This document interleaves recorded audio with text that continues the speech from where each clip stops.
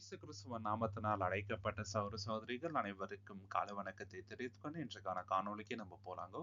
இன்றைக்கு நம்ம பார்க்க போகின்ற தலைப்பு என்னவென்றால் தீர்க்கதரிசி ஏசையா பற்றிய 7 சுவாரஸ்யமான விஷயங்கள். 7 interesting facts about prophet Isaiah. வேதத்தில் இருக்கின்ற தீர்க்கதரிசிகள்ல ஏசையா ரொம்ப முக்கியமானவர். ஏன்னா ஏராளமான தீர்க்க தரிசனங்கள் அவர் எழுதியிருக்கிறாருங்க.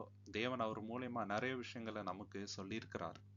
இயேசு கிறிஸ்து பிறக்கறதுக்கு முன்னே பல வருடங்களுக்கு முன்னாடியே ஏராளமான தீர்க்க தரிசனங்கள் இவர் எழுதியிருக்கிறார். அது எல்லாமே இன்னைக்கு நம்மளுக்கு ரொம்ப பிரயோஜனமா இருக்குதுங்க. உலகத்தின் முடிவை பற்றி, இயேசு கிறிஸ்துவின் ராஜ்யத்தை பற்றி எல்லாமே டீட்டெயிலா இவர் எழுதியிருக்கிறார். இவருடைய பேக்ரவுண்டு, இவர் எப்படிப்பட்ட மனிதனா இருந்தாரு, இவர் மூலியமா நம்ம என்னென்ன கத்துக்கலாம், எல்லாமே இந்த காணொளியில சுருக்கமா நம்ம பார்க்க போகின்றோம். முதலாவது விஷயம் நம்ம பார்க்கும்போது ஏராளமான தரிசனங்கள்ல ஏசையா தீர்க்கதரிசி பார்த்தாரு. எந்த காலகட்டத்துல அப்படின்னு பார்க்கும் பொழுது 4 ராஜாக்கள் வாழ்ந்திருந்த காலகட்டத்துல இவர் அந்த தரிசனங்களை பார்த்தாரு. அவங்க யார் யாருன்றத ஏசையா 1ஆம் அதிகாரம் 1வது வசனத்துல நம்ம பார்க்கலாம். ஆமோஸின் குமாரனாகிய ஏசையா. ஏசையாவோட அப்பா பேர் என்னன்னு பாத்தீங்கன்னாக்கா ஆமோஸ். யூதாவின் ராஜாக்களாகிய உசியா, யோதாம், ஆகாஸ், எசேக்கியா என்பவர்களின் நாட்களில் யூதேயாவையும் எருசலேமையும் குறித்தும் கண்ட தரிசனம். பாத்தீங்களா, இவருக்கு தரிசனம் வருது. எந்த காலகட்டத்திலன்னு பாத்தீங்கன்னாக்கா 4 ராஜாக்கள் அரசாண்ட காலகட்டத்துல, உசியா, யோதாம், ஆகாஸ், எசேக்கியா என்பவர்களின் காலகட்டத்துல இவருக்கு இந்த தரிசனங்கள் வருதுங்க. ஏன் குறிப்பா இதை நம்ம பாக்குறோம்னாக்கா, எல்லா ராஜாக்களும் தேவனுக்கு கீழ்ப்பட்டு இருந்தாங்கன்னு பாத்தீங்கன்னாக்கா இல்லைங்க. சில ராஜாக்கள் தேவனுக்கு பயந்தாங்க. சில ராஜாக்கள் ரொம்ப ரொம்ப கொடூரமான மனிதர்களா இருந்தாங்க. ஏராளமான உபத்திரவங்கள் இவருக்கு வந்தது. இவருக்கு உயிருக்கே ஆபத்து இருந்த காலகட்டங்கள். அந்த காலகட்டத்துல தேவனோட வசனத்தை ஜனங்களுக்கு போய் சொல்றது, அவங்கள வார்ன் பண்றது, அந்த மாதிரி விஷயங்களை இவர் பண்ணதுனாலதான் இவரை பற்றி இன்னைக்கு வரைக்கும் நம்ம பாக்குறோங்க. இன்னைக்கு கூட நம்மளுக்கு அவ்வளவு உபத்திரவங்கள் இல்லாத ஒரு காலகட்டமா இருக்கலாம். ஆனா பிற்காலத்துல இப்படியே இருக்கும்ட்டு சொல்ல முடியாதுங்க. அந்த காலகட்டத்துல தேவனோட சைட்ல தான் நம்ம நிக்கணும். தேவனுக்காக நம்ம எல்லா விஷயத்தையும் பண்ணணும். தேவனோட நாமத்துக்கென்று நம்ம பண்ணணும். அதற்காக நம்ம எதை இழந்தாலும் சரி, இதை இவர்கிட்ட நம்ம கத்துக்கலாங்க. 2வது விஷயம் என்னன்னு பாத்தீங்கன்னாக்கா 40 வருஷம் தேவனோட ஊழியத்தை இவர் செய்திருக்கிறாருங்க. 40 வருஷம்ன்றது சும்மா இல்லைங்க, இல்லைங்களா? 40 வருஷம்ன்றது நம்மளோட ஆயுசு நாட்கள்ல பாதி, இல்லையா? பிரைம் டைம்ங்க. நிறைய பேர் இந்த 40 வருஷம் எதற்காக பயன்படுத்துவாங்கன்னாக்கா சுயத்துக்காக, இல்லைங்களா? ஆனா இந்த 40 வருஷம் எப்படிப்பட்ட வருஷம்னா ரொம்ப சமாதானமா வருஷம்னு பாத்தீங்கன்னாக்கா இல்லைங்க. இஸ்ரேலுக்கு ஏராளமான போர்கள் நடந்தது. ராஜாக்கள் தேவனுக்கு விரோதமா அருவருப்பான பாவங்கள் செய்தாங்க. ஜனங்களும் அருவருப்பான பாவங்கள் செய்தாங்க. இவருக்கு ரொம்ப எதிர்ப்புகள் இருந்த காலகட்டம். அந்த காலகட்டத்துல 40 வருஷம் தேவனுக்கென்று நின்னு இருக்கிறாருனாக்கா இது சாதாரணமான விஷயம் இல்லைங்க. நம்ம லைஃப் இந்த மாதிரி இருக்கணும். ஆக்சுவலி அதற்காக தான் இவரோட வாழ்க்கையை குறித்து நம்ம இப்போ பார்க்கிறோம். ஏசாயா 6ஆம் அதிகாரம் 1வது வசனம். உசியா ராஜா மரணம் அடைந்த வருஷத்தில் ஆண்டவர் உயரமும் உன்னதமுமான சிங்காசனத்தின் மேல் வீற்றிருக்கிறதை கண்டேன். அவருடைய வஸ்திரங்களால் தேவாலயம் நிறைந்திருந்தது. தேவனுடைய சிங்காசனத்தை இவர் தரிசனத்துல பாக்குறாரு. அது ரொம்ப பெரிய பிளெஸிங். இன்னைக்கு கூட நம்மளுக்கு அந்த ஆசை இருக்குது. தேவனை பார்க்கணும், அவர்கிட்ட பேசணும் அப்படின்ற ஆசை எல்லாருக்கும் இருக்குது. ஆனா தேவனே இவருக்கு அந்த தரிசனத்தை காட்டுறாருங்க. அவரோட சிங்காசனம் எப்படி இருக்குது, அவரோட சிங்காசனத்துல சுற்றிலும் இருக்கின்ற அந்த தேவ தூதர்கள் எப்படி இருக்கிறாங்க அப்படின்ற அந்த தரிசனத்தை பாக்குறாரு, இல்லைங்களா? ரொம்ப கிஃப்டட் பர்சன். ஆனா இவரோட லைஃபை நம்ம கூர்ந்து கவனிக்கும் பொழுது ரொம்ப ரொம்ப சமாதானமா வாழலங்க இவர், இல்லைங்களா? ரொம்ப ரொம்ப நெருக்கமான காலகட்டம், கஷ்டமான காலகட்டம். அந்த மாதிரி காலகட்டத்துல கூட தேவனுக்கு உண்மையா இருந்தார், இல்லைங்களா? அதுதான் ரொம்ப இம்பார்ட்டன்ட். இவர்கிட்ட நம்ம கத்துக்க வேண்டியது. நம்ம லைஃப் கூட அப்படிதான் இருக்கணும். அந்த விஷயத்துல இவர் நமக்கு ரொம்ப பெரிய எக்ஸாம்பிளா இருக்கிறாரு. 3வது விஷயம் என்னன்னு பாத்தீங்கன்னாக்கா ஏசையா மட்டும் இல்லைங்க, அவரோட குடும்பத்தார் அனைவரும் தேவனுக்கு கீழ்ப்பட்டு இருந்தாங்க. தேவனுக்கென்றே வாழ்ந்தாருங்க. சோ அவங்கள பத்தி நம்ம பார்க்கலாம். முதலாவது ஏசாயா 8ஆம் அதிகாரம் 3வது வசனத்துல அவங்களோட மனைவியை பத்தி நம்ம பார்க்கலாம். மகனை பத்தி கூட நம்ம பார்க்கலாம். நான் தீர்க்கதரிசியானவளை சேர்ந்த போது அவள் கர்ப்பவதியாகி ஒரு குமாரனை பெற்றாள். அப்பொழுது கர்த்தர் என்னை நோக்கி மெஹர் சலால் அஷ்பாஸ் என்று பெயரை அவனுக்கு இடு. பாத்தீங்களா, தேவனே சொல்றாரு உன்னோட பிள்ளைக்கு இந்த பேர் தான் நீ சூடணும் அப்படின்ட்டு. அவரு கல்யாணம் பண்ணிக்கணவங்க யாருன்னு பாத்தீங்கன்னாக்கா அந்த அம்மாவும் ஒரு தீர்க்கதரிசிங்க. பாத்தீங்களா, ஃபேமிலியா தேவனோட ஊழியத்தை செய்யறாங்க பாருங்க. அதுதான் ரொம்ப பெரிய மகிமை, இல்லைங்களா? தேவனுக்கு என்று நம்ம குடும்பமே இருந்தா நம்ம குடும்பம் ஆசீர்வதிக்கப்படணும். நம்ம தேவ பக்தி உள்ள ஒரு சந்ததியா இருக்கணும்ன்றதுதான் தேவனுடைய சித்தம். அப்படிப்பட்ட ஒரு குடும்பமாக ஏசாயாவோட குடும்பம் இருந்தது. ஏசாயா 7ஆம் அதிகாரம் 3வது வசனத்துல ஏசாயாவோட 2வது மகனை பத்தி நம்ம பார்க்கலாம். அப்பொழுது கர்த்தர் ஏசாயாவை நோக்கி, நீயும் உன் மகன் ஷியர் ஜசுவும் வண்ணார் துறை வழியிலுள்ள மேற்கிலிருந்து மதிகளின் கடைசி மட்டும் ஆகாசுக்கு எதிர்கொண்டு போய், பாத்தீங்களா என்ன பண்றாங்க, நீயும் உன் மகனும் ஆகாசுக்கு எதிர்கொண்டு போய் வார்னிங் கொடுங்க அப்படின்ட்டு சொல்றாங்க. அதே மாதிரி இவங்க போய் பண்றாங்க. குடும்பமாக தேவனோட நாமத்தை மகிமைப்படுத்துறாங்க, தேவனோட ஊழியத்தை செய்யறாங்க. அதுதான் ரொம்ப முக்கியமான பாயிண்ட் இங்க வந்து நம்ம பார்க்கிறோம். இந்த 2 மகங்களோட பேர்கள்ல வந்து ஆவிக்குரிய அர்த்தங்கள் இருந்துச்சுன்னா, தேவன் வந்து இஸ்ராயலுக்கு என்ன செய்ய போகின்றார் அப்படின்றத இவங்க மூலியமா வெளிப்படுத்தினார். முதலாவது ஷியர் ஜஷூப் அப்படின்ற பேருக்கு என்ன அர்த்தம்னு பாத்தீங்கன்னாக்கா, ரெம்னன்ட் ஷெல் ரிட்டர்ன், மீதியானவர்கள் திரும்பி வருவார்கள். இஸ்ரேல் ஜனம் எப்படி வந்து திரும்பி வருவாங்க அப்படின்றத குறிக்குதுங்க. சிம்பாலிக்கா தேவன் வந்து அந்த மகன் மூலியமா அதை வெளிப்படுத்தினார். இன்னொரு மகன் வந்து மெஹர் ஷல்லால் அஷ்பாஸ் இல்லைங்களா, அவரோட பேருக்கு என்ன அர்த்தம்னு பாத்தீங்கன்னாக்கா, ஸ்பீட் த சாயில் ஏஸ்டன் த பூட்டி அப்படின்ட்டு. அப்படின்னா கொட்டத்தை விரிவுபடுத்து கொள்ள ஆடினதை விரிவுபடுத்து அப்படின்ட்டு. ஸோ இஸ்ரேல் வந்து கொள்ளையாடப்படும் அப்படின்றத பத்தி இங்க வந்து காட்டுறாருங்க ஒரு அடையாளமாக. சரிங்களா? ஸோ இஸ்ராயலுக்கு என்னென்ன நடக்கும் அப்படின்றத தான் தேவன் இவங்க குடும்பத்து மூலியமா காமிச்சாருங்க. ஏசாயா 8ஆம் அதிகாரம் 18ல இன்னும் தெளிவா நம்ம பார்க்கலாம். இதோ நானும் கர்த்தர் எனக்கு கொடுத்த பிள்ளைகளும் சியோன் பர்வதத்தில் வாசமாய் இருக்கின்ற சேனைகளின் கர்த்தராலே இஸ்ரவேலில் அடையாளங்களுக்காகவும் அற்புதங்களுக்காகவும் இருக்கின்றோம். பாத்தீங்களா எதற்காக தேவன் எங்க குடும்பத்தை அழைத்திருக்கின்றார், நானும் என் 2 பிள்ளைகளும் என்னவா இருக்கின்றோம் அப்படின்றத அவர் சொல்றாருன்னு பாத்தீங்கன்னாக்கா, இஸ்ரவேலில் அடையாளங்களுக்காகவும் அற்புதங்களுக்காகவும் இருக்கின்றோம். பாத்தீங்களா, இஸ்ரேலுக்காகவே தேவன் இந்த குடும்பத்தாரை தேர்ந்தெடுத்திருக்கிறாரு. எவ்வளவு பெரிய ஆசீர்வாதம் இல்லைங்களா? ஸோ அவங்களோட லைஃப் ஃபுல்லாவே இதற்காகவே டெடிகேட் பண்ணிட்டாருங்க. இன்னைக்கு நம்ம லைஃபை கூட வந்து நம்ம டெடிகேட் பண்ணோம் தேவனோட ஊழியத்துக்காக. நம்மளால முடிஞ்சதை தேவனுக்காக செய்யணுங்க. எல்லாருக்கும் தேவன் வந்து ஒரு ஒரு பர்பஸ் வைத்து இருக்கிறார் இல்லைங்களா? நம்மள தேவன் அழைத்திருக்கிறாருனாக்கா அதுக்கு ஒரு நோக்கம் உண்டு. அந்த நோக்கத்துக்காக நம்ம பாடுபடணும் இல்லைங்களா? அதை விட்டுட்டு மற்ற எல்லாத்தையும் நம்ம செஞ்சோம்னு வச்சுங்களேன், லைஃப் இஸ் நாட் மீனிங்ஃபுல். தேவன் எதற்காக நம்மளை அழைத்திருக்கின்றாரோ அந்த விஷயத்தோட கருத்தோட நம்ம வந்து இல்லைங்களா? 4வது விஷயம் என்னன்னாக்கா, ஏசாயா வந்து அசிரியா பத்தி நிறைய தீர்க்க தரிசனம் வந்து உரைத்திருக்கின்றார். அதை பத்தி நம்ம பார்க்கலாம். ஏசாயா 10ஆம் அதிகாரம் 5வது வசனம், என் கோபத்தின் கோலாகிய அசிரியாவுக்கு ஐயோ. பாத்தீங்களா, கோபத்தின் கோல். ஏன் வந்து அசிரியாவை கோபத்தின் கோல் அப்படின்ட்டு சொல்றாருனாக்கா, இஸ்ரேல் ஜனம் ஏராளமான பாவங்கள் தேவனுக்கு விரோதமா செய்யும் போது அசிரியாவை வந்து இஸ்ரேலுக்கு விரோதமா தேவன் அனுப்புறாருங்க. அதனாலதான் கோபத்தின் கோல் அப்படின்ட்டு சொல்றாருங்க. Rod of my anger. தேவனோட கோபத்தை வந்து அசிரியா மூலியமா தேவன் காமிச்சார். அவங்கள வந்து அடிமையாக அசிரியா வந்து எடுத்துட்டு போயிட்டாங்க இஸ்ராயல் ஜனத்தை.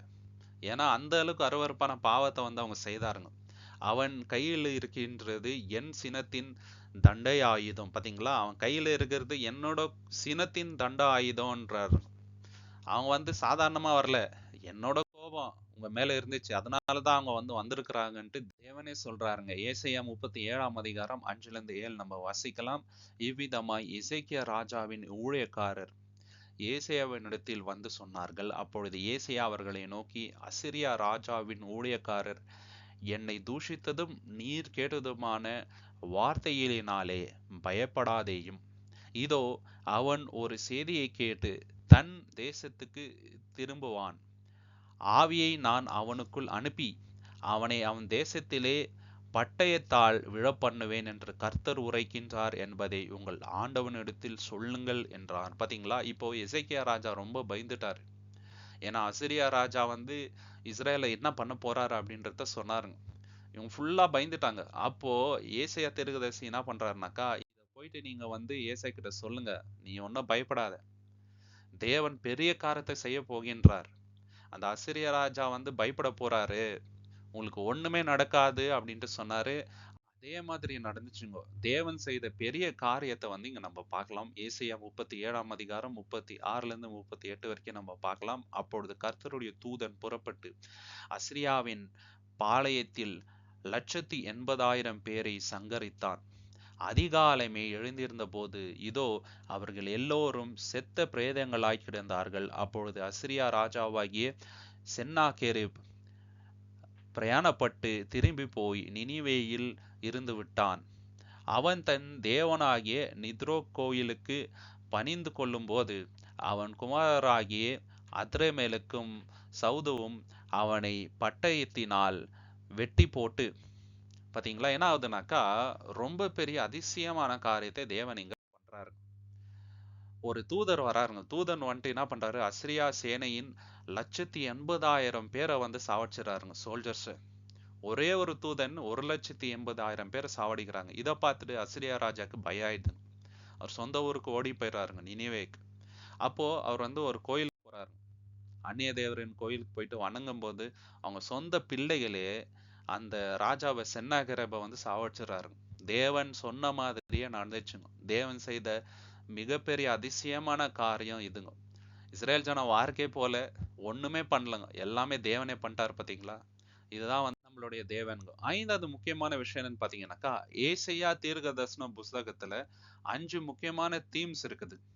அந்த 5 தீம்ஸ் என்னென்ன அப்படின்றத நம்ம பார்க்கலாம். முதலாவது தீம் என்னன்னு பாத்தீங்கன்னாக்கா, இயேசு கிறிஸ்துங்க. ஏசையா தீர்க்கதரிசன புஸ்தகத்துல அநேக வசனங்கள் இயேசு கிறிஸ்துவ பத்தி ஏசையா எழுதியிருக்கிறார். அதை பத்தி நம்ம வந்து பார்க்கலாங்க. எல்லாமே முக்கியமான வசனங்கள். ஏசையா 2ஆம் அதிகாரம் 4வது வசனம், அவர் ஜாதிகளுக்குள் நியாயம் தீர்த்து திரளான ஜனங்களை கடிந்து கொள்வார். அப்பொழுது அவர்கள் தங்கள் பட்டயங்களை மண்வெட்டிகளாகவும் தங்கள் ஈட்டிகளை அரிவாள்களாகவும் அடிப்பார்கள். ஜாதிக்கு விரோதமாய் ஜாதி பட்டயம் எடுப்பதில்லை, இனி அவர்கள் யுத்தத்தை கற்பதும் இல்லை. இயேசு கிறிஸ்து 2ஆம் வருகை பத்தி சொல்றாருங்க. இயேசு கிறிஸ்து 2ஆம் வருகை வந்துட்ட பின்பு அவர் உலகத்தை நியாயமா வழிநடத்துவார். அப்போ ஒரு ஜாதிக்கும் இன்னொரு ஜாதிக்கும் சண்டே ஆகாதுங்க. இன்னைக்கு ரஷ்யாவுக்கும் யூஎஸ்க்கும் ஆகுறதுல இல்லைங்களா, இந்தியா பாகிஸ்தானுக்கு ஆகுறதுல, இந்தியா சைனாக்கு ஆகுறதுல, இன்னும் நிறைய போர்கள் ஆயிட்டே இருக்குது. முக்கியமா இஸ்ரேலுக்கும் பாலஸ்தீனுக்கும் ஆகுறது இல்லைங்க. சரிங்களா, இதெல்லாம் இயேசு கிறிஸ்து வந்த பின்கே ஓயும், சமாதானம் இருக்கும். ஏசையா பத்தி மெயின் தீமா வந்து நம்ம ஏசையால பார்க்கலாங்க. முக்கியமான வசனங்கள் அவரை பத்தி, அவரோட பிறப்பு குறித்து, சரிங்களா, அவர் உலகத்தை எப்படி நியாயம் தீர்ப்பாரு, அவர் எப்படியெல்லாம் இந்த உலகத்துல இருப்பாரு, எப்படி பேசுவாரு, எல்லாமே டீட்டெயிலா வந்து தேவன் அவர் மூலியமா சொல்லிட்டாருங்க. ஏசையா 4ஆம் அதிகாரம் 2வது வசனத்துல, இஸ்ரவேலில் தப்பினவர்களுக்கு அந்நாளிலே கர்த்தரின் கிளை அலங்காரமும் மகிமையாய் இருக்கும், பூமியின் கனி அவருக்கு சிறப்பும் அலங்காரமாய் இருக்கும். பாத்தீங்களா, கர்த்தரின் கிளை, the branch of the Lord அப்படின்ற பேர் வந்து இயேசு கிறிஸ்துக்கு இங்க சூடப்பட்டு இருக்குதுங்க, ஒரு டைட்டிலா, இல்லைங்களா. இந்த மாதிரி ஏராளமான டைட்டில்ஸ் வந்து இங்க ஏசையால நம்ம பாக்குறோம். இயேசு கிறிஸ்துவை பத்தி டீட்டெயிலா வந்து இருக்குதுங்க. அவர் வந்து ஒரு கிளையாக தான் இருந்தார், இல்லைங்களா. ஏசையா 7ஆம் அதிகாரம் 14வது வசனம் ரொம்ப ரொம்ப ஃபேமஸான வசனங்க. அதலால் ஆண்டவர் தாமே உங்களுக்கு ஒரு அடையாளத்தை கொடுப்பார், இதோ ஒரு கன்னிகை கர்ப்பவதி ஆகி ஒரு குமாரனை பெறுவாள், அவனுக்கு இம்மானுவேல் என்று பெயரிடுவாள். பாத்தீங்களா, ஒரு கன்னிகைக்கு குழந்தை பிறக்கும், அவங்களுக்கு என்ன பேர் வைக்கணும், இம்மானுவேல் என்று பேரிடுங்க அப்படின்ட்டு சொல்றாருங்க. இயேசு கிறிஸ்துக்கு என்ன பேரிடணும், அவர் யார் மூலயமா பிறப்பார், ஒரு கன்னிகையின் வயிற்றுலதான் வந்து அவர் பிறப்பார் அப்படின்றத டீட்டெயிலா சொல்லிட்டாருங்க. கிட்டத்தட்ட இயேசு கிறிஸ்து பிறகுறதுக்கு 700 வருஷத்துக்கு முன்னாடி எழுதப்பட்ட தீர்க்கதரிசன வசனங்க அவ்வளவு டீட்டெயிலா இருக்குது. பாத்தீங்களா, இயேசு கிறிஸ்து முக்கியமான ஒரு தீமா இருக்கிறாருங்க ஏசையா புஸ்தகம் ஃபுல்லாவே. இன்னொரு வசனம் கூட நம்ம பார்க்கலாங்க. ஏசையா 9ஆம் அதிகாரம் 6-7ல, நமக்கு ஒரு பாலகன் பிறந்தார், நமக்கு ஒரு குமாரன் கொடுக்கப்பட்டார், கர்த்தத்துவம் அவர் தோள் மேல் இருக்கும், அவர் நாமம் அதிசயமானவர், ஆலோசனை கர்த்தா, வல்லமையுள்ள தேவன், நித்திய பிதா, சமாதான பிரபு எனப்படும். தாவீதின் சிங்காசனத்தையும் அவருடைய ராஜ்யத்தையும் அவர் திடப்படுத்தி அதை இதர் முதற்கொன்று என்றென்றைக்கும் நியாயத்தினாலும் நீதியினாலும் நிலைப்படுத்தும்படிக்கு அவருடைய கர்த்தத்துவின் பெருக்கத்துக்கும் அதன் சமாதானத்துக்கும் முடிவில்லை. சேனைகளின் கர்த்தருடைய வைராகியம் இதை செய்யும். பாத்தீங்களா, எப்படி இந்த உலகத்தை ஆளுகை செய்வார், சமாதானமா ஆளுகை செய்வார், அவருடைய ராஜபாரத்துக்கு முடிவில்லை அப்படின்றத டீட்டெயிலா சொல்றாரு, இல்லைங்களா. சோ இதுல 2 விஷயம் நம்ம பார்க்கலாங்க. அவரோட முதலாம் வரியம் பத்தியும் இருக்குது, 2ஆம் வரியம் பத்தியும் இந்த வசனத்துல இருக்குதுங்க. பாத்தீங்களா, எவ்வளவு ஞானமா வந்து எழுதியிருக்கு தேவனுடைய ஆவியின் மூலியமாக. 2வது தீம் என்னன்னு பாத்தீங்கன்னாக்கா, இஸ்ரேவேலுக்கும் யூதாவுக்கும் ஏராளமான எச்சரிப்புகள் வந்து ஏசையா மூலியமா தேவன் கொடுத்தாருங்க. அது மட்டும் இல்லாம அவங்களுக்கு நிறைய வாக்கு தத்தங்களும் கொடுத்தாருங்க. தேவன் என்னதான் அவங்கள தண்டிச்சாலும் அவங்களுக்கு கடைசியில சமாதானத்தை கொடுக்க போறேன் அப்படின்றத வந்து ஏசாயா தீர்க்கதரிசி மூலமாக உரைக்க இதை வந்து நம்ம பார்க்கலாங்க. ஏசாயா 41ஆம் அதிகாரம் 8-9 வசனங்கள். என் தாசனாகிய இஸ்ரவேலே, நான் தெரிந்து கொண்ட யாக்கோவே, என் சிநேகிதனாகிய ஆபிரகாமின் சந்ததியே, நான் பூமியின் கடையாந்தரமிலிருந்து உன்னை எடுத்து அதன் எல்லைகளிலிருந்து அழைத்து வந்து, நீ என் தாசன், நான் உன்னை தெரிந்து கொண்டேன், நான் உன்னை வெறுத்து விடவில்லை என்று சொன்னேன். பாத்தீங்களா? நான் உன்னை தெரிந்து கொண்டேன், நான் உன்னை வெறுக்கல. சரிங்களா? நான் உன்னை வெறுத்து ஒதுக்க மாட்டேன் அப்படின்னு தேவன் சொல்றாருங்க இல்லைங்களா? நம்ம கண்ணு முன்னாடி இந்த தீர்க்க தரிசனம் இன்னைக்கு நிறைவேறிட்டு இருக்குது சகோதர சகோதரி. எத்தனை தேசங்கள் அவங்களுக்கு விரோதமா இருக்கிறாங்க இல்லைங்களா? ஆனாலும் அவங்களுக்கு ஒரு தீங்கும் நடக்கலங்க இன்னைக்கு வரைக்கும். எத்தனை பேர் அவங்கள த்ரெட் பண்றாங்க, அழிச்சிடுவோம், அவங்கள ஒன்னும் இல்லாத பண்ணிடுவோம்னு சொல்றாங்க. ஆனாலும் தேவன் அவங்கள வந்து காப்பாத்துறாரு. காரணம், தேவன் உரைத்த இந்த தீர்க்க தரிசனம் நிச்சயமாக அது அப்படியே நடக்குங்க. நடந்துட்டும் இருக்குது நம்ம கண்ணு முன்னாடி. ஏசாயா 49:3, அவர் என்னை நோக்கி, நீ என் தாசன் இஸ்ரவேலே, நான் உன்னில் மகிமைப்படுவேன் என்றார். பாத்தீங்களா? தேவனோட நாமம் எதுல மகிமைப்படுதுனாக்கா இஸ்ரேல் மூலியமா தான். எப்படி? இன்னைக்கு வேர்ல்டு ஃபுல்லா அவங்களுக்கு நெருக்கடி கொடுக்குறாங்க. அந்த சமயத்துல இஸ்ரேல் கண்டினியூஸா வின் ஆயிட்டே வந்தா, அப்போ ஏன் வந்து இவங்க சக்சஸ்ஃபுல்லாவே இருக்கிறாங்க? இவ்வளவு சின்ன தேசமா இருக்கிறாங்களே, இத்தனை பேர் அவங்களுக்கு விரோதமா வந்து கூட அவங்கள ஒண்ணுமே பண்ண முடியல, இதுக்கெல்லாம் யார் காரணம் அப்படின்ட்டு அவங்க யோசிச்சு பார்க்கும்போது அப்போ வெளிப்படுங்க, நான் தான் சேனைகளின் கர்த்தர், இவங்க பின்னாடி இருக்கிறது நான் தான் அப்படின்றது வேர்ல்டு ஃபுல்லா தெரியுங்க. இது இசைக்கேல் தீர்க்கதரிசி மூலமா கூட தேவன் உரைத்தார் இல்லைங்களா? நிச்சயமாக இந்த உலகத்துல இருக்கிற எல்லாருமே அவங்க பின்னாடி இருக்கிற தேவன் யாரு, அவர் தான் மெய்யான தேவன் அப்படின்றத உணர போகின்ற காலம் கூடி சீக்கிரம் வரப்போகுதுங்க. நிறைய பேர் வந்து உணர்ந்துட்டாங்க, இன்னும் நிறைய பேர் உணர வேண்டிய காலம் வரப்போகின்றது. கூடிய சீக்கிரம் அது நடக்குங்க. ஏசாயா 43ஆம் அதிகாரம் 25வது வசனம், நானே உன் மீறுதல்களை என் நிமித்தமாகவே குலைத்து போடுகிறேன், உன் பாவங்களை நினையாமலும் இருப்பேன். பாத்தீங்களா? உன் பாவத்தை இனிமேட்டு நான் நினைக்க மாட்டேன் அப்படின்றாரு. அவங்களோட பாவத்தை தேவன் நினைத்திருந்தால் கிட்ட அவங்கள சேர்த்துக்கவே கூடாது. ஆபிரகாமுக்கு ஒரு வாக்குத்தத்தத்தை கொடுத்தாருங்க, அதை இன்னைக்கு வரைக்கும் காப்பாத்துகின்ற தேவன் நம்மளுடைய தேவன். ஏசாயா 46ஆம் அதிகாரம் 4ல கூட நம்ம பார்க்கிறோம், உங்கள் முதிர் வயது வரைக்கும் நான் அப்படி செய்வேன், நரை வயது மட்டும் நான் உங்களை தாங்குவேன், நான் அப்படி செய்து வந்தேன், இனிமேலும் நான் ஏந்துவேன், நான் சுமப்பேன், தப்புவிப்பேன். பாத்தீங்களா? நான் உங்களை சுமப்பேன், தப்புவிப்பேன், உங்களுக்கு முதிர் வயது ஆகுற வரைக்கும் நான் உங்களை காப்பாத்துவேன்றாரு. ஒரு அப்பா போல சொல்றாருங்க, நான் இருக்கிற வரைக்கும் உங்களை யாருமே ஒன்றும் பண்ண முடியாது அப்படின்றாரு. அது உண்மைதான். இன்னைக்கு தேவன் இருக்கிறதுனாலதான் யாரும் வந்து அவங்கள ஒன்றும் பண்ண முடியலங்க. சில விஷயங்கள் நடக்கு, ஆனாலும் கம்ப்ளீட்டா யாருமே அவங்கள டிஸ்ட்ராய் பண்ண முடியலங்க. அதுக்கு காரணம் ஒன்னே ஒண்ணுதான், தேவன் சொல்லிட்டாருங்க, நான் உங்களை பாதுகாப்பேன், நான் உங்களை ஏந்துவேன் அப்படின்ட்டு சொல்லிட்டாருங்க. அதுதான் இன்னைக்கு நிறைவேறிட்டு இருக்குதுங்க சகோதர சகோதரி. வேற எந்த காரணமும் இல்லை. சுயபலத்துல வந்து அவங்க நிக்கலங்க. ஏசாயா 49ஆம் அதிகாரம் 7வது வசனம், இஸ்ரவேலின் மீட்பரும் அதன் பரிசுத்தரும் ஆகிய கர்த்தர், மனுஷரால் அசட்டை பண்ணப்பட்டவரும் ஜாதியாரால் அருவறுக்கப்பட்டவரும் அதிகாரிகளுக்கு ஊழியக்காரருமாய் இருக்கிறவரை நோக்கி, உண்மையுள்ள கர்த்தர் நிமித்தமும் உம்மை தெரிந்து கொண்ட இஸ்ரவேலின் பரிசுத்தரு நிமித்தமும் ராஜாக்கள் கண்டு எழுந்திருந்து பிரபுக்கள் பணிந்து கொள்வார்கள் என்று சொல்கின்றார். பாத்தீங்களா? ராஜாக்கள் வந்து ஏஞ்சி நிப்பாங்க, உங்களுக்கு பிரபுக்கள் வந்து என்ன பண்ணுவாங்க, பணிந்து கொள்வாங்க அப்படின்ட்டு சொல்றாங்க. இதெல்லாம் வந்து இஸ்ரேலுக்கு தேவன் கொடுத்த வாக்குத்தத்தங்க. அதுல நிறைய விஷயங்கள்ல வந்து நிறைவேறிச்சு, இன்னும் சில விஷயங்கள் நிறைவேற போகுதுங்க. கர்த்தருடைய வார்த்தை தீர்க்கதரிசி மூலியமா சொன்னது அது அப்படியே நடக்குங்க. மூணாவது விஷயம் என்னன்னு பாத்தீங்கன்னாக்கா, தேவனுடைய நாள் குறித்து வந்து அவர் எழுதியிருக்கிறாரு.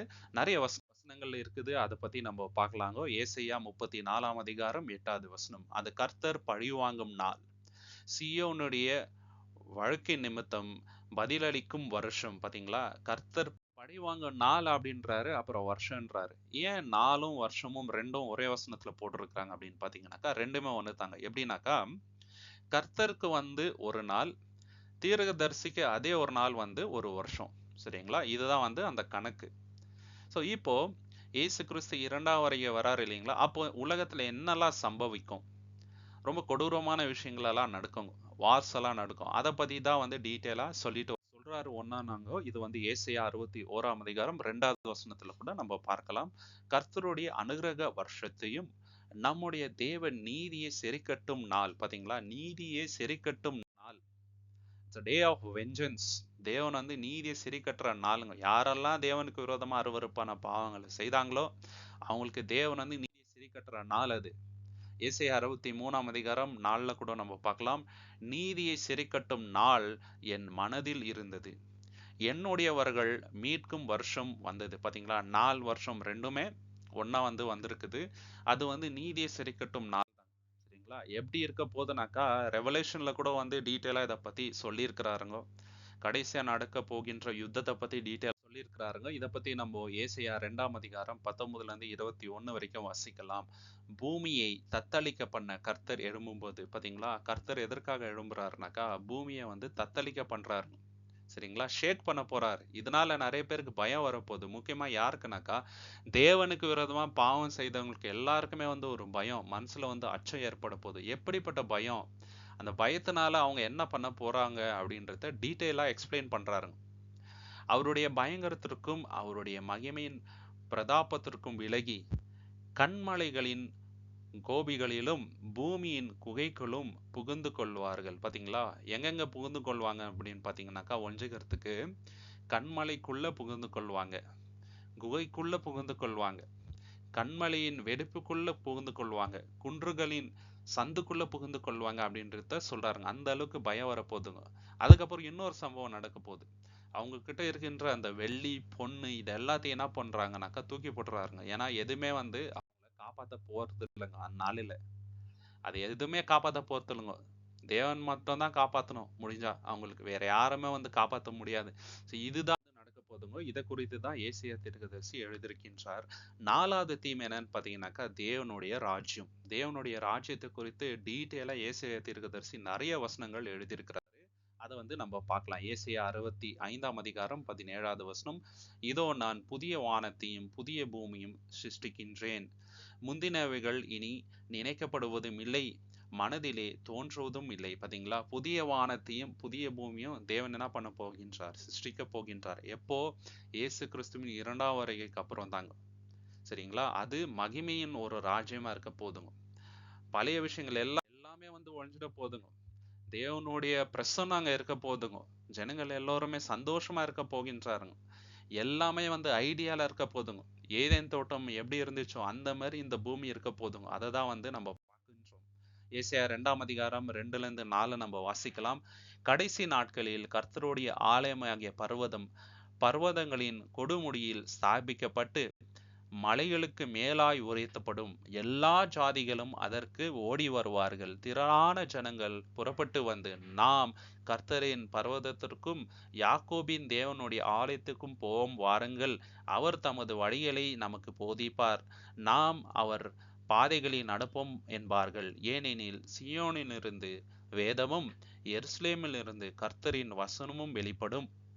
அவர் ஜாதிகளுக்குள் நியாயம் தீர்த்து திரளான ஜனங்களை கடிந்து கொள்வார். அப்பொழுது அவர்கள் தங்கள் பட்டயங்களை மண்வெட்டிகளாகவும் தங்கள் ஈட்டிகளை அரிவாள்களாகவும் அடிப்பார்கள். ஜாதிகளுக்கு விரோதமாய் ஜாதி பட்டயம் எடுப்பதில்லை, இனி அவர்கள் யுத்தத்தை கற்பதும் இல்லை. இயேசு கிறிஸ்துவின் 2ஆம் வருகை வந்துட்ட பிறகு அந்த ராஜ்யம் எப்படி இருக்க போகுது அப்படின்னாக்கா, எருசலேம்ல இருந்து தேவனுடைய வசனம் வந்து புறப்பட போதும். உலகத்துல இருக்கிற எல்லா ஜனங்களும் அங்க ஓடி போவாங்க. அங்க போயிட்டு தேவனோட வசனத்தை வந்து கற்றுக்கொள்ளுவாங்க, சத்தியத்தை வந்து கற்றுக்கொள்ளுவாங்க. ஒரு ஜாதிக்கு விரோதமா ஒரு ஜாதியை வந்து யுத்தம் பண்ண மாட்டாங்க, விவசாயம் மட்டும் தான் பண்ணுவாங்க அப்படின்றத இங்க அடையாளமா நம்ம வந்து பாக்குறோங்க. ஒரு சமாதானத்தின் அப்படிப்பட்ட ராஜ்யமா அது இருக்க போதுங்க. அது மட்டும் இல்லாம மிருகங்கள் எல்லாம் வந்து நட்பா பழங்கும். இன்னைக்கு வந்து ஒரு ஆட்டுக்குட்டி சிங்கத்தோட இருக்க முடியாது. சிங்கம் ஈஸியா வந்து ஆட்டுக்குட்டியை அடிச்சு சாப்பிட்டுடும். சிங்கத்தை பார்த்தா ஆட்டுக்குட்டிக்கு பயம் இல்லைங்களா. மனுஷங்களுக்கு கூட மிருகத்தை பார்த்தா பயம். ஒரு 4 நாய் வந்து ஒண்ணா நம்ம முன்னாடி நின்னா நம்மளுக்கே பயம் ஆயிடுது இல்லைங்களா. சவுண்ட் பண்ணா ஏதாவது பண்ணிடும், சேதம் பண்ணிடும்ட்டு. ஆனா தேவனுடைய ராஜ்யத்துல ஒருத்தருக்கு விரோதமா ஒருத்தர் சேதப்படுத்த மாட்டாங்க. சமாதானமா எல்லாரும் இருப்பாங்க. அனிமல்ஸும் சரி, ஹியூமன் பீயிங்ஸும் சரி. அததான் வந்து நம்ம பார்க்கிறோம். ஏசாயா 11ஆம் அதிகாரம் 6ல இருந்து 9, சமாதானத்தின் ராஜ்யமாக அது இருக்க போகின்றது. அப்பொழுது ஓநாய் ஆட்டுக்குட்டியோடைய தங்கும். பாத்தீங்களா, ஓநாயும் ஆட்டுக்குட்டியும் ஒண்ணா தங்குவாங்க. புலி வெள்ளாட்டுக்கடா ஓடி படுத்துக்கொள்ளும். பாத்தீங்களா, புலியும் வெள்ளாட்டுக்கடாவும் ஒன்னா படுத்துக்கொள்வாங்க. கன்றுக்குட்டியும் பாலசிங்கமும் காளையும் ஒருமித்திருக்கும். ஒரு சிறு பையன் அவைகளை நடத்துவான். பாத்தீங்களா, ஒரு சின்ன பையன் இது எல்லாத்தையும் வந்து வழி நடத்துவான் அப்படின்ட்டு இருக்குதுங்க. பசுவும் கரடியும் கூடி மேயும், அவைகளின் குட்டிகள் ஒருமித்து கொள்ளும். சிங்கம் மாட்டை போல் வைக்கோல் தின்னும். பால் குடிக்கும் குழந்தை விரியன் பாம்பு வலையின் மேல் விளையாடும். பால் மறந்த பிள்ளை கட்டுவிரியன் புற்றிலே தன் கையை வைக்கும். என் பரிசுத்த பர்வதம் எங்கும் தீங்கு செய்வதுமில்லை, சேதம் உண்டாக்குவதுமில்லை. சமுத்திரம் ஜலத்தினால் நிறைந்திருக்கிறது போல பூமி கர்த்தரை அறிகின்ற அறிவினால் நிறைந்திருக்கும். பாத்தீங்களா, பூமி ஃபுல்லா தேவனை அறிகின்ற அறிவினால் நிறைந்திருக்கும். எல்லாரும் வந்து ஃப்ரெண்ட்லியா இருக்குவாங்க. சின்ன பசங்களுக்கு பாம்பை பார்த்தா பயம் வராதுங்க. புற்றுல கையை விட்டு விளையாடுறது அந்த மாதிரி ஒரு நிலைமை வந்து ஏற்பட போதுங்க. ஏசாயா 29 18வது வசனம். அக்காலத்திலே செவிடர் புஸ்தகத்தின் வசனங்களை கேட்பார்கள். குருடரின் கண்கள் இருளுக்கும் அந்தகாரத்திற்கும் நீங்களாய் பார்வையடையும். பாத்தீங்களா, ஊனமுற்றோர் யாருமே வந்து அந்த ராஜ்யத்தில் இருக்க மாட்டாருங்க. செவிடரின் காதுகள் கேட்கப்படும், குருடரின் கண்கள் திறக்கப்படும். முடவர் வந்து மானை போல துள்ளி குதிப்பாங்க. இந்த மாதிரி வசனங்கள் ஏராளம் உண்டு. தேவனுடைய ராஜ்யத்துல அப்படிதாங்க இருப்பாங்க.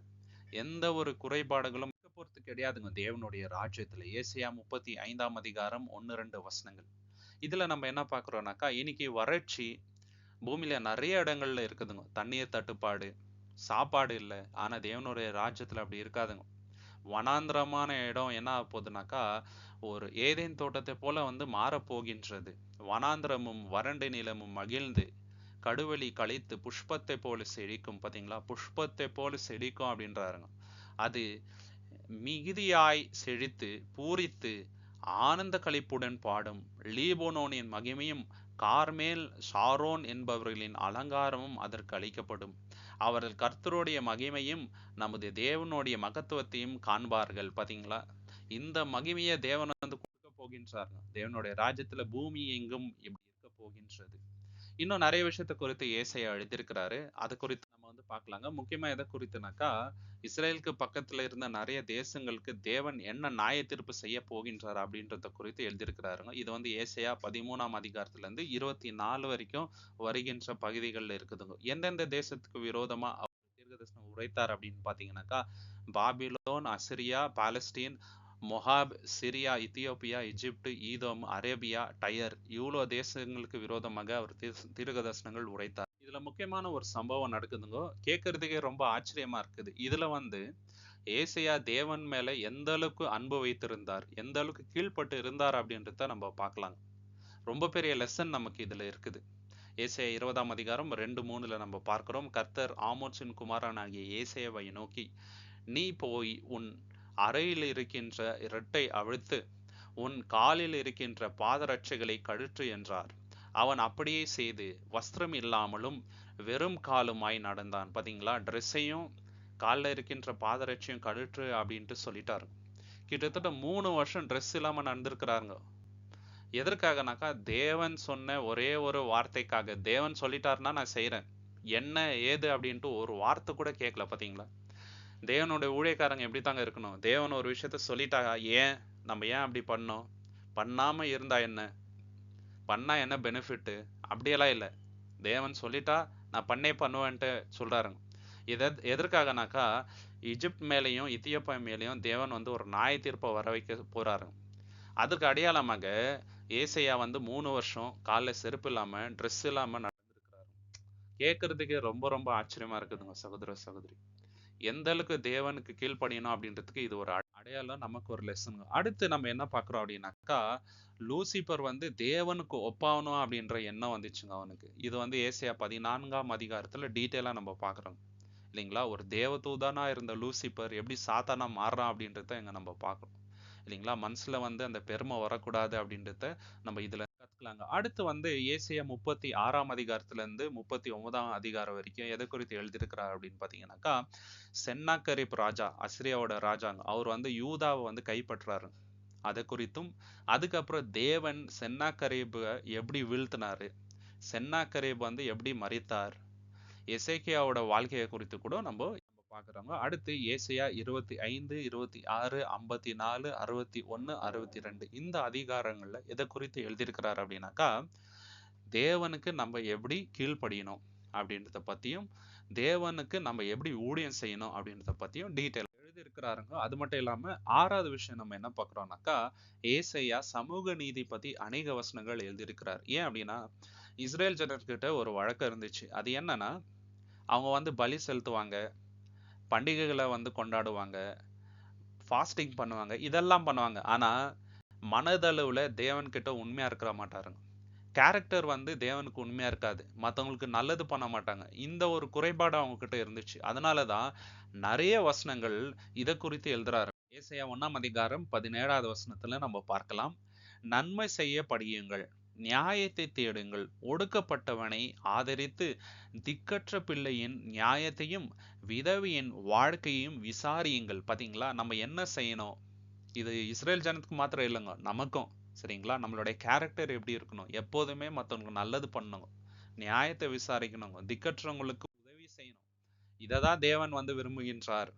நீங்க பண்ற சடங்குல வந்து அவருக்கு பிரியம் இல்லை. ஃபர்ஸ்ட் நீங்க வந்து இதை பண்ண அப்படின்றாருங்க. ஏசாயா 58ஆம் அதிகாரம் 6ல இருந்து 8 நம்ம வாசிக்கும் பொழுது எது மெய்யான உபவாசம் அப்படின்றத இங்க டீட்டெயிலா எக்ஸ்பிளைன் பண்றாருங்க. அவங்கள வந்து உபவாசம் நீங்க பண்ணாதீங்கன்னு சொல்ல, உபவாசம் வந்து எந்த நிலையில பண்ணணும்? ஃபர்ஸ்ட் வந்து நீங்க நியாயத்தை பண்ணுங்க, ஜனங்களுக்கு உண்மையா இருங்க, பாவத்தை விட்டு விலங்க, அதுக்கப்புறம் வந்து உபவாசம் பண்ணுங்க. சும்மா ஜனங்க முன்னாடி வந்து முகத்தை வந்து வாடலா வச்சுட்டு சோகமா இருக்கிற மாதிரி காமிச்சுக்கின்னு அந்த மாதிரி பண்றதுல தேவனுக்கு விருப்பம் இல்லைங்க. தேவன் எதை வந்து விரும்புகின்றார் அப்படின்றத இங்க எக்ஸ்பிளைன் பண்றாரு. அக்கிரமத்தின் கட்டுக்களை அவுக்கிறதும், நுகத்தடியின் பிணியல்களை நெகிழ்கிறதும், நெருக்கப்பட்டவர்களை விடுதலை ஆக்குகிறதும், சகல நுகத்தடிகளையும் உடைக்கிறதும், பசியுள்ளவனுக்கு உன் ஆகாரத்தை பகிர்ந்து கொடுக்கிறதும், துரத்துண்ட சிறுமையானவர்களை வீட்டிலே சேர்க்கிறதும், வஸ்திரம் இல்லாதவனை கண்டபோது அவனுக்கு வஸ்திரத்தை கொடுக்கிறதும், உன் மாம்சமானவனுக்கு உன்னை ஒழிக்காமல் இருக்கிறதும் அல்லவோ எனக்கு உகந்த உபவாசம். பாத்தீங்களா, இதுதான் உகந்த உபவாசம். இல்லாதவருக்கு ஹெல்ப் பண்ணு, ட்ரெஸ் இல்லாதவனுக்கு ட்ரெஸ் கொடு, சாப்பாடு இல்லாதவனுக்கு சாப்பாடு கொடு, தங்கவை வீட்டுல. சரிங்களா, பாவத்துல இருந்து வெளியே வா, நீதியான காரியத்தை செய். இதுதான் வந்து மெய்யான உபவாசம் அப்படின்ட்டு சொல்றாருங்க. பாத்தீங்களா, இதுக்கு தேவன் இம்பார்ட்டன்ஸ் கொடுக்குறாங்க. நம்ம லைஃப்லயும் அவ்வளவுதான் இல்லைங்களா. தேவ பக்தி வெளிரங்கமா காட்டுறதுல எந்த ஒரு பிரயோஜனமும் இல்லை. தேவன் வந்து மனதை பார்க்கின்றாருங்க. தேவன் நீதிக்கு ரொம்ப முக்கியத்துவம் கொடுப்பார். ஏன்னா தேவனே நீதி உள்ள தேவனுங்க. அவர் வழிகள் எல்லாம் நியாயம். ஏசாயா 30ஆம் அதிகாரம் 18ல நம்ம பார்க்கிறோம். ஆனாலும் உங்களுக்கு இறங்கும்படி கர்த்தர் காத்திருப்பார், உங்கள் மேல் மனதுருகும்படி எழுந்திருப்பார். கர்த்தர் நீதி செய்கின்ற தேவன், அவர் காத்திருக்கின்ற அனைவரும் பாக்கியவான்கள். பாத்தீங்களா, கர்த்தர் நீதி செய்கின்ற தேவன்க. ஒரு அநியாயமான காரியத்தை அவரால் செய்யவே முடியாது. அவரே நீதி செய்கின்றார்னா அவருடைய பிள்ளைகளா இருக்கின்ற நம்ம எந்த அளவுக்கு நீதி செய்யணும்ன்றதுதான் இதுல இருந்து நம்ம கற்றுக்கொள்ள வேண்டியதுங்க சகோதர சகோதரி. ஏசாயா 42ஆம் அதிகாரம் 4வது வசனம் அருமையான வசனம். அவர் நியாயத்தை பூமியிலே நிலைப்படுத்தும் மட்டும் இலை கரைப்பதும் இல்லை. பாத்தீங்களா, he will not disheartened until he establishes justice in this earth அப்படின்றாங்க. ஓகே, இந்த பூமியில நீதி நியாயம் இருக்கணும். அது பண்ற வரைக்கும் தேவன் வந்து சும்மா இருக்க மாட்டார். அதுதான் வந்து நம்ம பாக்குறோங்க. அந்த அளவுக்கு தேவன் நீதிக்கு முக்கியத்துவத்தை கொடுக்கிறாரு. 7வது விஷயம் என்னன்னு பாத்தீங்கன்னாக்கா, ஏசாயாவின் மரணம் எப்படி நடந்துச்சு அப்படின்னு பார்க்கும்போது ரொம்ப ரொம்ப கொடூரமான மரணங்க. நினைச்சு பார்க்கறதுக்கே நம்மளுக்கு ரொம்ப கஷ்டமா இருக்குது. ஜூயிஷ் பீப்புள் இன்னைக்கு வரைக்கும் என்ன நம்புறாங்க அப்படின்னு பாத்தீங்கன்னா, மனாசே ராஜா ஆண்டு கொண்டு இருந்த காலகட்டத்துல இவரை வந்து 2ஆ வெட்டி சாவடிச்சிட்டாங்க உயிரோடு இருக்கும் போதே அப்படின்ட்டு நம்புறாருங்க. எதை வச்சுனாக்கா, எபிரேயர்ல ஒரு வசனம் இருக்குதுங்க. எபிரேயர் 11ஆம் அதிகாரம் 37ல ஒரு வசனம் வருது. கல்லெறி உண்டார்கள், வாளால் அறுப்புண்டு போனார்கள், they were sawn into two அப்படின்ட்டு வருது இல்லைங்களா. 2ஆ வெட்டி கொலை செய்யப்பட்டாங்க அப்படின்ட்டு வசனம் இருக்குது. ஸோ இது வந்து ஏசாயாவை குறித்து எழுதப்பட்ட வசனம் அப்படின்றத இன்னைக்கு வரைக்கும் இஸ்ரேல் ஜனம் நம்புறாருங்க. கேட்கறதுக்கே ரொம்ப கொடூரமா இருக்குது இல்லைங்களா. இதுல இருந்து நம்ம என்ன கத்துக்கலாம் அப்படின்னு பாத்தீங்கன்னாக்கா, தேவனுடைய ஊழியக்காரா இருக்கிறதுனால எப்போதுமே அவங்களுக்கு சமாதானமான ஒரு மரணம் தான் வரும் அப்படின்ட்டு சொல்ல முடியாது.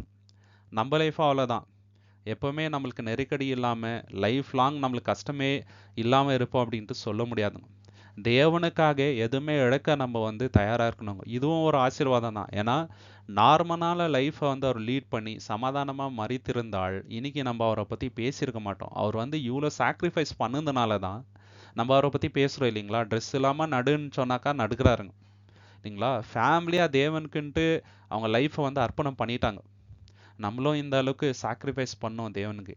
அவரோட லைஃப் வந்து ஒரு மீனிங்ஃபுல் லைஃபாக இருந்துச்சுங்க சகோதர சகோதரி.